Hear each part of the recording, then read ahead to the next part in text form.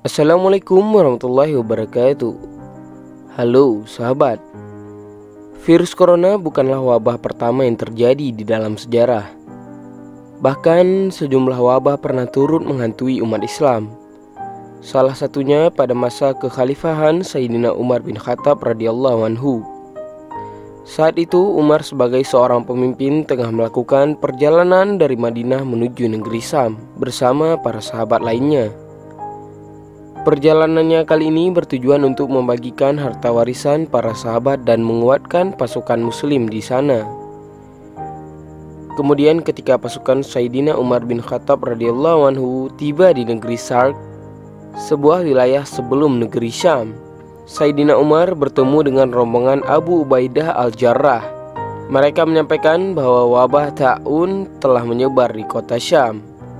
Setelah tahu kabar tersebut, Sayyidina Umar radhiyallahu anhu segera menggelar musyawarah dengan para pemuka muhajirin. Beliau juga meminta pendapat para ahli. Pada saat itu terjadi perbedaan pendapat di antara mereka. Kemudian Sayyidina Umar memanggil para pemuka Ansar.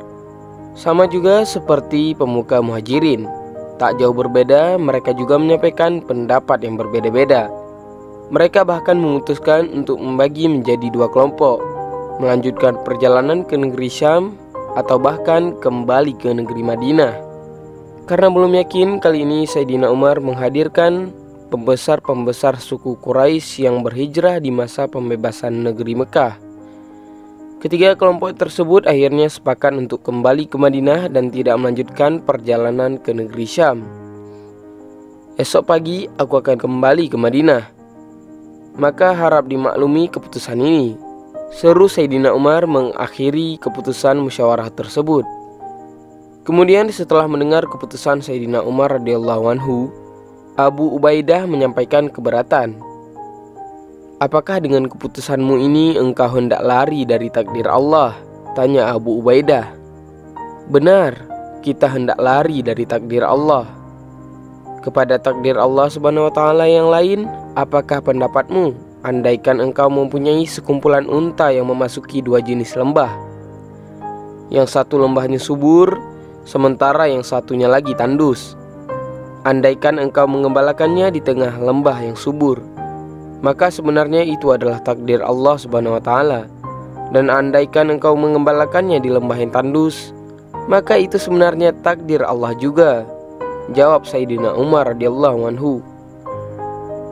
Pada saat keduanya sedang berselisih, maka muncullah Abdurrahman bin Auf yang baru datang dari sebuah urusan.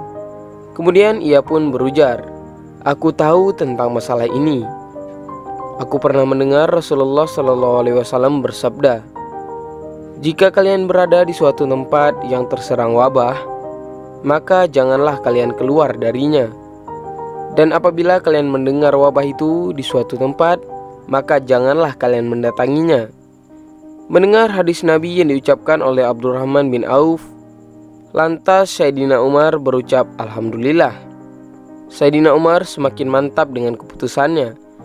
Rombongan Sayyidina Umar memilih untuk kembali ke Madinah, sementara rombongan Abu Ubaidah tetap melanjutkan perjalanannya ke negeri Syam. Kurang lebih 25.000 hingga 30.000 pasukan muslim meninggal akibat wabah ta'un ini. Bahkan beberapa sahabat juga turut menjadi korbannya. Pada peristiwa ini Sayyidina Umar memutuskan 4 kebajikan. Yang pertama, bermusyawarah dengan para pemimpin, yakni pemuka muhajirin, pemuka Ansar hingga pemimpin Syam. Kedua, tidak memasuki daerah yang telah terkena wabah. Ketiga, menerima saran dan keputusan Amr bin Ash yang meminta masyarakat naik ke bukit-bukit untuk meninggalkan kota Syam dan tidak berkumpul. Keempat, setelah wabah ini usai, Sayyidina Umar radhiyallahu anhu mengunjungi dan memberi bantuan moral dan material untuk korban yang terkena dampak dari wabah tersebut. Kemudian keempat kebajikan ini juga dapat menjadi pedoman tak hanya untuk para pemimpin di era sekarang, namun juga bagi masyarakat pada umumnya. Begitulah sosok Sayyidina Umar ketika memimpin dan memutuskan sebuah perkara. Dari beliaulah kita dapat belajar banyak tentang hal ini, terutama pada pandemi COVID-19 ini. Semoga kita semua dapat mengambil hikmah daripada kisah Sayyidina Umar saat terjadi wabah ini. Lebih dan kurang saya mohon maaf. Wabillahi taufiq wal hidayah. Assalamualaikum warahmatullahi wabarakatuh.